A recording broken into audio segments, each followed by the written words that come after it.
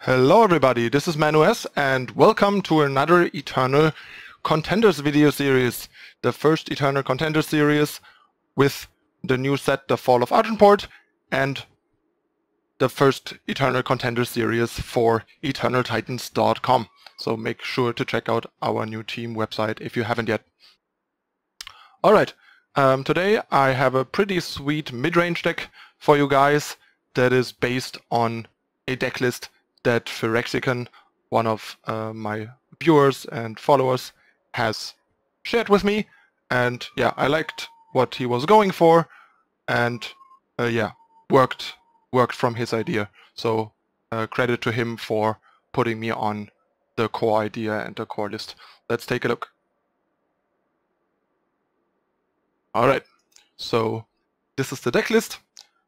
He basically gave me the core list of this, but his list didn't have any Derry Cathain, Trailmakers, Yennefer Merchants, Dark Returns, Sabotages, or Suffocates, and also had a bit less power, I think, but I'm not 100% sure anymore, and it's slightly different power base. But yeah, he liked the list, had fairly much success with it, and yeah, wanted my input on it, because he wanted to know if it's just a fluke or if there's actually any good to it. And yeah, I shared my thoughts with him, and then also kept tuning and tweaking and changing the list, and also started testing it. And I was very impressed with what the deck was doing and with the direction that I took it. And yeah, I think the deck is actually really good. It might even be a top deck. I just didn't want to put it into Eternal top decks, since it's just a bit off the beaten path, a bit off radar, and also only sort of tried and true and not clearly a dominant deck. Alright, let's take a look at the list. So this deck is basically a top-end heavy value grindy mid-range deck. One second, let me mute that. Sorry. Okay, so the deck basically just tries to kind of ramp into its 5 and 6 cost cards and Cirso's Cleaver, and just kind of overpower and crush anything the opponent is doing and grind them out. Feastcaller is also a really good card for that. But let's talk about the cards in the deck. So first off, we have 2 Derry Cathain Ripclaw Rider. Initially these were 2 more Yennefer Merchants, but 8 merchants just seemed a bit much. I just kept feeling kind of merchant flooded. Sure, you can merchant one merchant with the other, but the Yennefer Merchant is also a bit worse in the sense that, first of all, it can only get 4 targets. That's not that big of a deal, because disjunction is not something that you need to get that often. But the main issue that I had with the Yennefer Merchant is that the 3/2 Aegis is just not very impressive for what this deck wants to do. Sure, sometimes it's nice because it's a reliable thing to put the Cleaver on turn 5, or like when you have 5 power. But other than that, the 3/2 doesn't attack very well and blocks even worse. So I didn't want 4 of that guy in my deck, because every time I can't get rid of it with an Aurelian Merchant, I have to put a 3/2 Aegis in play, which was not something that seemed too desirable. So I wanted to try 2 Derry Cathain instead, and Derry Cathain actually has been impressing me quite a bunch. First of all, the 0/4 provides a really nice blocker against faster, more aggressive decks early on, which is really good, because this deck can sometimes be a bit slow, as you can see if you look at the curve and the slow power base and stuff. The other thing is making a spell in the opponent's hand 1 more expensive can also be really nice, especially against decks that have high cost spells like Charge Rod would Answer the Call, or Edayama's Moment of Creation deck hitting their Moment, or their Harsh Rule, for example, is also really good. And even if you hit like some cheap spell like a removal, making it 1 more expensive is still nice. It still might make them waste half a turn by playing the removal, because they can't play removal plus something else because it costs 1 more than usual and stuff like that. Something costing 1 power more can be quite a big downside. So that is just a nice bonus. And yeah, the ultimate is like not very hard to activate in this deck. Sure, paying 3 is not that little, but getting a 4/4 overwhelm later on out of this great early blocker is really nice. It also happens to have nice synergy with Dark Return, because Dark Return then gets it back as a 5/5, and then you can turn it into a 9/5, and you can also make another spell expensive, which may or may not matter at the point you're doing this. And yeah, the 4/4 alone already has been doing some nice stuff. It's also a pretty decent target at that point for Cirso's Cleaver, because being a 7/7 overwhelm allows you to kill small stuff and deal damage to the enemy player, for example, and that sort of stuff. So yeah, I've been pretty happy with 2. I'm not sure if I would want to run more. I considered more, but the problem is, first of all, how to fit them. Second of all, drawing multiples can be awkward, because yeah, activating the ultimate costs 3, so if you draw multiples, 1 is going to be an 0/4 for quite a long time, because you can't take off a ton of time to activate multiple ultimates every time. So that's something to keep in mind. So as a 2-off, this has been working really well, and I've been pretty happy with it, because it defends us early where we need it, and beats down pretty well later, much better than Yennefer Merchant, and also provides some utility and fills out the curve really well. Then we have the Trailmakers. They were a great addition, very happy with these. I just kind of wanted to try them, since the deck is so 5 cost heavy that jumping from 2 to 4 and 5 seems really great. On 4 you can just either play like a depleted power and a 3 cost thing, or you can play a Titan, and then the turn after you have your all your 5 cost units that you accelerate into, and the deck needs 3 Primal, 2 Time, and 1 Shadow to function, so having additional fixing in an influence heavy deck like this is also great. A 2/1 attacks decently, blocks some smaller units and trades with them, so the body is also not completely useless. And the deck is also not that good at supporting Initiate of the Sands, so that's not really an option, but Trailmaker is just the right kind of accelerant if you want more accelerants for this deck. Aurelian Merchant couldn't be much better than in this deck, really. I think this is one of the decks where Aurelian Merchant just completely shines. The deck cares about every aspect of the card. A 1/4 is a great... I love it when OBS, even when I'm not on the stream panel, just plays the sounds when someone follows me on Twitch while I'm recording. Well, there you have some Duckwing Duck, guys. If anyone knows how to turn that off, I have no idea. I couldn't figure it out. No matter on what scene I am or whatever, it always plays. It's a bit weird. Anyway, Aurelian Merchant. The 1/4 provides a great blocker, survives the usual stuff like Torch and Hailstorms and all that stuff, and blocks a lot of early game units. That's very important for the deck. Jumping from 3 to 5, as I already mentioned, amazing for the deck, because the deck doesn't have that much on 4, but it has 10 things on 5, plus the things that Merchant can get. And yeah, Aurelian Merchant provides a great market in this deck, because Elysian has a lot of pretty nice market targets. That's a bit the problem with Aurelian Merchant in some time decks, that it just doesn't have that great options for the market. But if you're in Elysian, you get a lot of good options. Like, let's look at the market. We get Equivocate, so we basically get a 2-cost fast spell pseudo removal that is unconditional, targeting anything we want to, and can even be used to save our own units, even though it will transform them into a random unit, but it's still gonna let us trade with a removal basically and keep a big unit.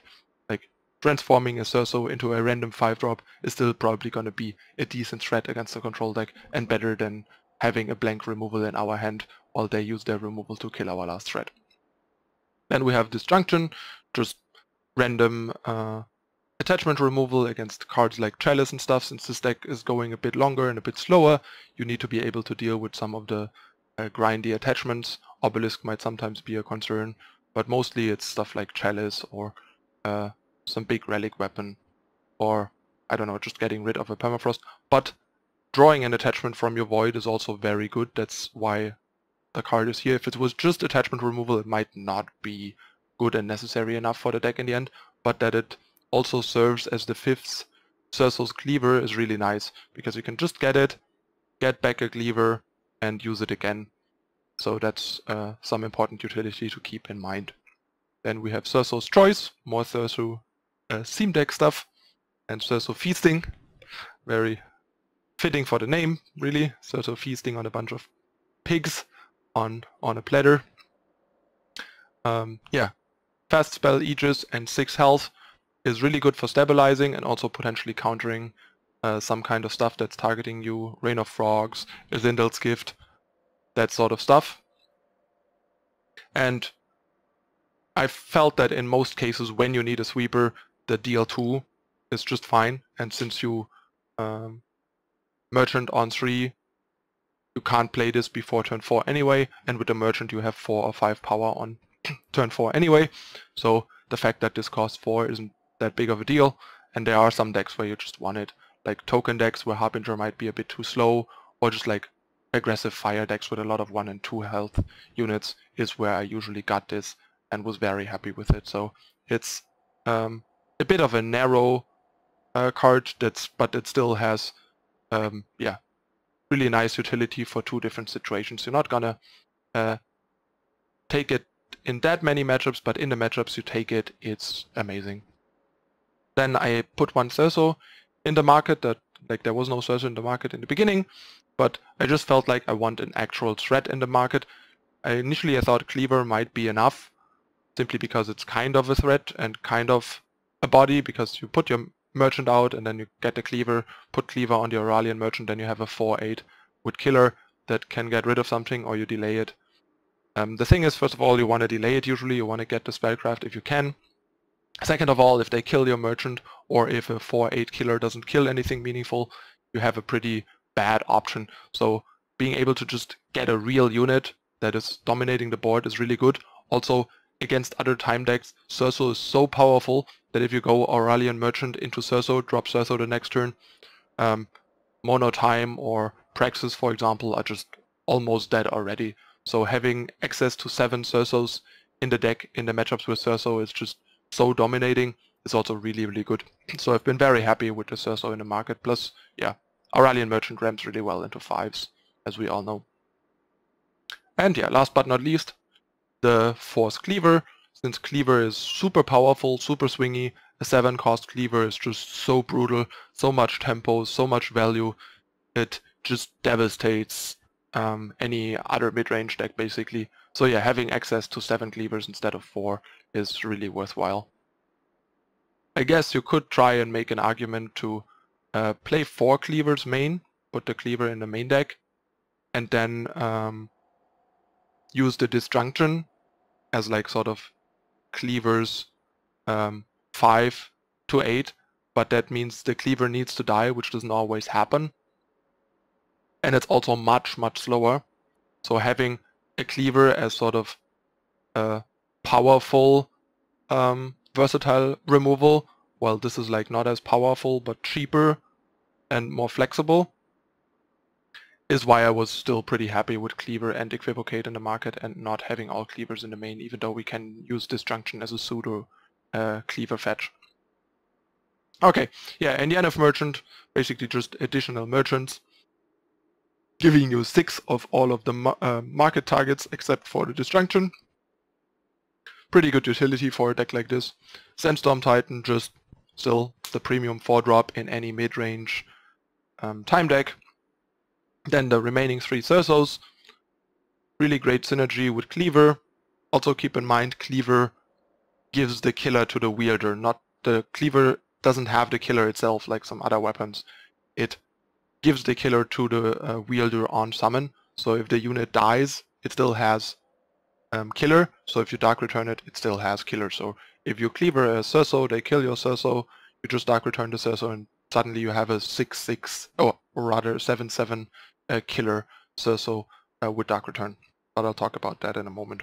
So yeah, that's why it's also matters where you put your Cleaver, because the unit retains the killer. Then we have Feastcaller. That's one of the most important pieces that Phyrexican had and came up with, because I'm not sure if I would have been ambitious enough myself to build a deck like this with Feastcaller. I mean, the rough idea of the deck kind of built itself, and I know that other people tried similar stuff for sure, because once you see Cleaver, Cleaver dictates that you have to be in these colors, and it's also very clearly a mid-range card, so you quickly end up with cards like Harbinger, Cirso, Sandstorm Titan, Aurelian Merchant, and some removal in your deck. But yeah, going heavy Primal and making sure you can support Feastcaller is not something that is very obvious and clearly the right way to go, because it's also pretty hard on the influence in a 3-faction deck that already wants like double, double, and single. Since this is often already like not that easy to support for 2-faction decks reliably on curve without running a ton of fixing.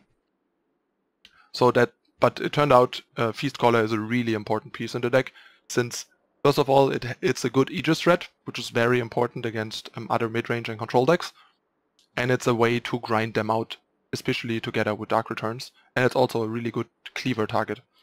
Like without Feastcaller, the deck would just be kind of a mostly 1-for-1 with a bit 2-for-1 mid-range deck that would just be kind of too underpowered and wouldn't be able to overwhelm and outgrind a lot of other powerful decks in the later game. So the Feastcallers are extremely important to the deck.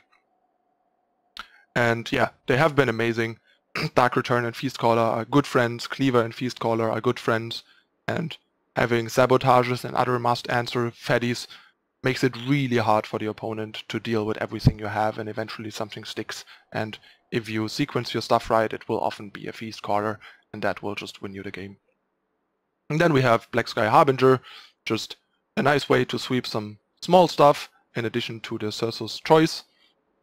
It provides a flying threat. The lifesteal is very important. Like if you need health, drop this, gain some health, maybe stall them for a turn, then drop a Cleaver on it on 7 power, kill their biggest guy, killer another guy, gain 7 health back, and then you should be very stabilized. So the lifesteal is pretty good here, and that it's a flyer in addition to Titan, which is a pseudo flyer, gives you 8 units that can defend against additional like opposing flyers, in addition to just using removal on them.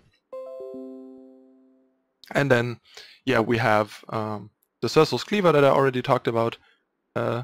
Don't shy away from using it on 5 if it gives you a big swing or opens up the board. But yeah, if you have something else you can do and it's not super necessary and you already have 6 or 7 power, try to get to the spellcraft mode, because it's just so brutal and will often just win the game on the spot. And yeah, Dark Return mainly has been added because of the synergy with Feastcaller and with the killer from Cleaver, and because we have a lot of powerful targets. Like basically any of these 4 units are great Dark Return targets. So are the merchants technically, if you still have good cards in the market that you want to get. And even Derry Cathain is pretty good because he or she, I think it's a she turns into a 9/5 overwhelm, which is easily on par with a Dark Returned Sandstorm Titan, for example. And then Sabotage, that's one of the other very important additions that I made. Basically, I think Sabotage is what makes these type of mid-range decks work. It's what made Argenport work and good as a proactive mid-range deck. It's what made my very old Stonescar mid-range deck work, and so on, because as I've said multiple times, this prevents faster decks from tempoing you with their cheap tricks and removal. So you can just take their removal, drop your first fatty, and then they just can't attack anymore because they have no answer to the fatty anymore because you took it from them, and all the units are outclassed by your Titan, for example. And against slower decks that have more powerful spells, it takes their card draw, it takes their power plays, their like value plays, or simply their harsh roll, depending on what works best. So it's just a very critical card. And in this deck it's even better because later, when it's not good anymore in a matchup where it's bad, you have 6 merchants to just get rid of it. Then we have 3 Suffocate. Very important, simply because Teacher of Humility is brutal for most decks like this. We have 6 merchants that are affected by this. We have Feastcaller, we have Dark Return. All these cards draw us cards, So if we have the weights on us from teacher, our deck is going to be very slow and very overcasted. So we need enough ways to deal with an early teacher. Also, this is pretty good in the early turns against TJP Alessi, because it kills all of their units as long as they don't have like a finest hour open. So being able to kill Alessi and Disciple and Student all with one card, all for 1 power, is very, very good. And that's exactly the other reason why there's no Permafrost. And initially I added Permafrost, and I quickly realized that I think Permafrost right now is basically utterly unplayable. The card is very, very bad. Because of TJP Alessi, they simply just put half an accelerated evolution on the unit that you permafrosted, and then you basically lost the game. Because one of their units suddenly breaking free of a permafrost for free and crushing in is just enough tempo swing usually when you're already pressed with your back against the wall against that deck to just lose the game.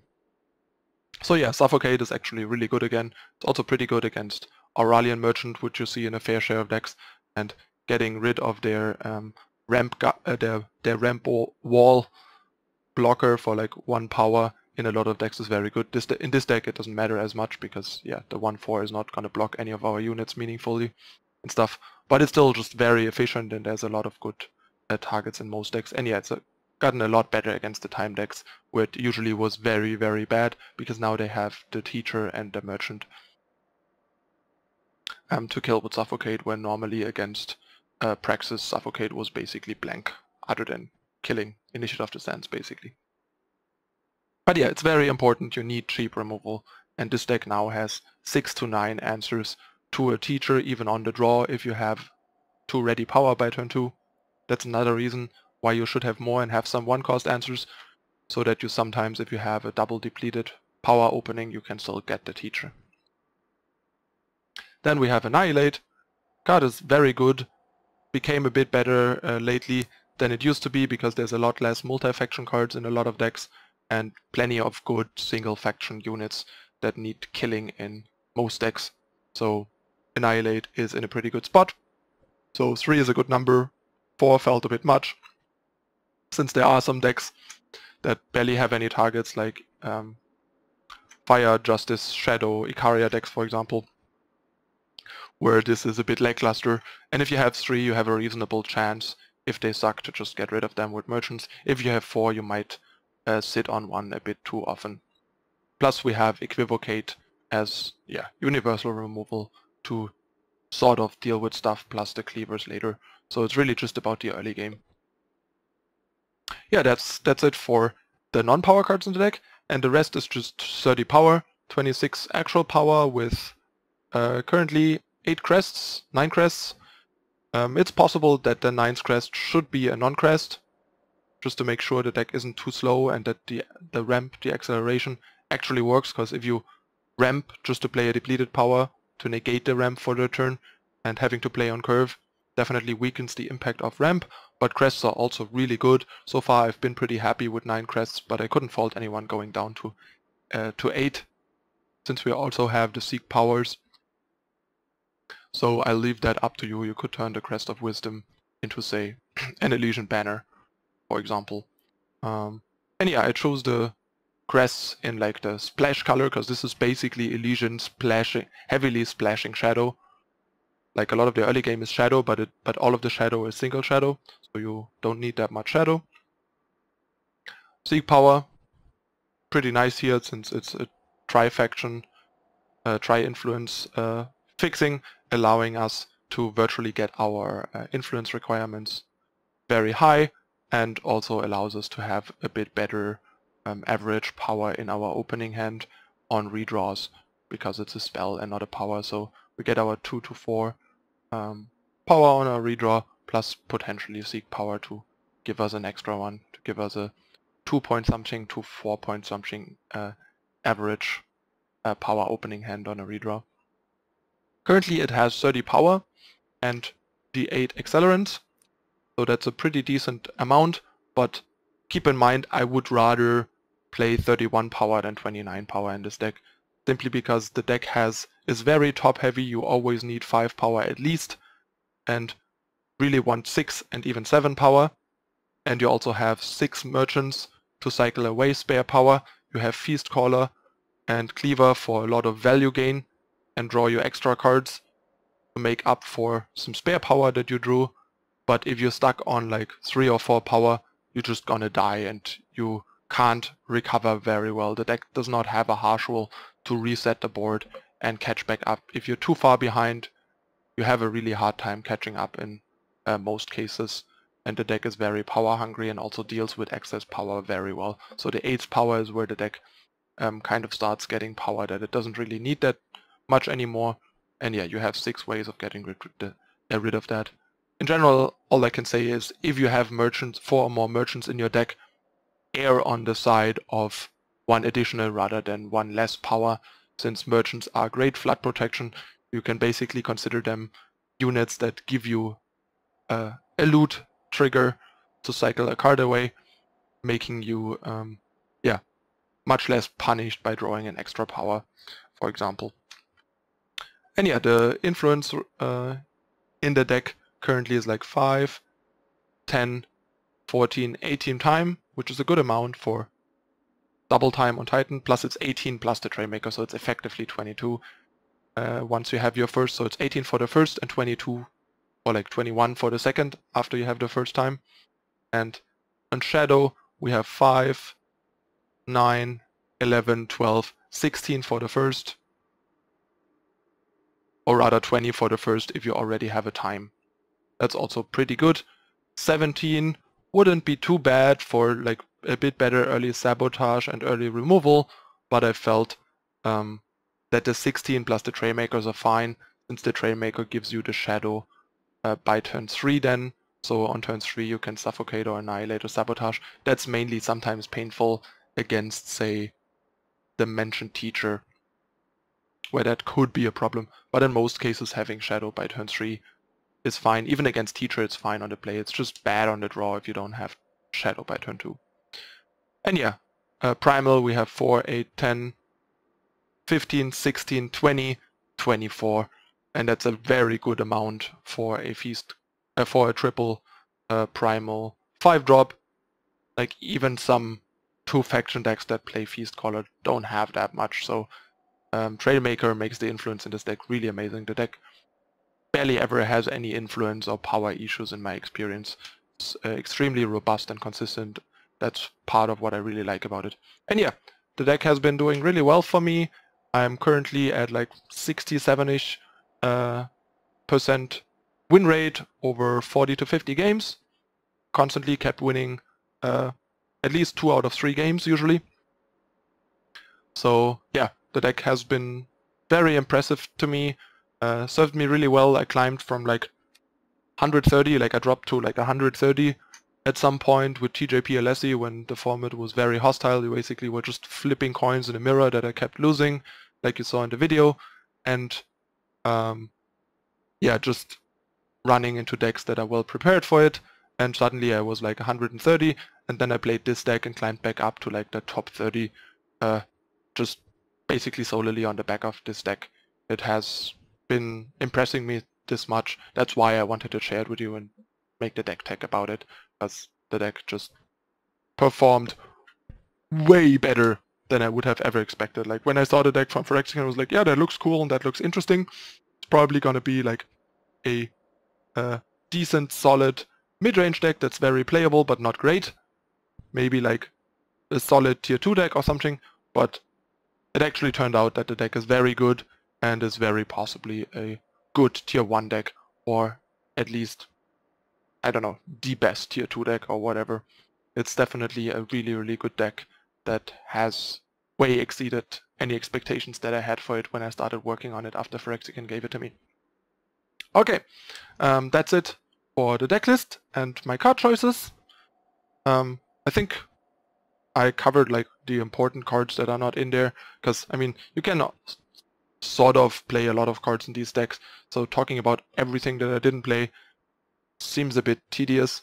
But yeah, the most important part is why I don't have as many merchants anymore, and that I think Permafrost is basically unplayable right now, and that's why it's not in there. I guess one card that I could briefly touch on is Hailstorm, the original list that Phyrexican gave me had 4 Hailstorm. Yeah, the card's just not very important in the deck. The deck works really well without it, and any deck that works well without Hailstorm is better off without Hailstorm, because the card is either very good or completely useless depending on the matchup, and playing these cards that are only good in specific matchups is not something you want to do, especially in a mid-range deck that's kind of grindy if you can avoid it, because you want all your cards to be as powerful and flexible as possible, and Hailstorm really isn't that. Like, if you're playing against other mid-range or control decks, Hailstorm is going to be awful. It's mostly going to be good against like small aggressive mid-range decks and aggro decks, and there's not even a lot of aggro decks other than like Alessi, and they have a bunch of Aegis where Hailstorm isn't that great, or units that outgrow it quickly. So yeah, initially we cut the Hailstorms and put the 4 Yennefer merchants in their place and just put 1 Hailstorm in the market for the Yennefer merchants to virtually have 4 Hailstorms without actually having to ever draw a Hailstorm if we don't want to, which is a very elegant solution to that. But it turned out that even that wasn't very good, so I quickly cut the Hailstorm since I just rarely marketed for it and already have the Cirso's Choice, and I'd rather have the Cirso's Choice because it's fast and it also has the option to gain me health and give me a face Aegis if I don't want to get burned out and want to stabilize, while Hailstorm doesn't have that. And against most decks where I want Hailstorm, Cirso's Choice did just fine, especially at that point in the game. So yeah, that's why there's no more Hailstorms. And cards like Ayan have that were initially in Phyrexican's deck simply have been cut to make the deck more consistent and the influence better, because you really shouldn't run like double Primal and double Shadow 3-drops in a deck that also wants to hit their Titan with double time on 4 and their Cirso on 5, and also wants to play Feast Callers. So no need to kill your power base for a random okay 3-drop like Ayan when you don't have to, and just make your deck more consistent. And yeah, pretty happy with that choice. Alright, now we're really done with talking about the deck and all the options and choices, and we are off to game 1 in a moment. See you there.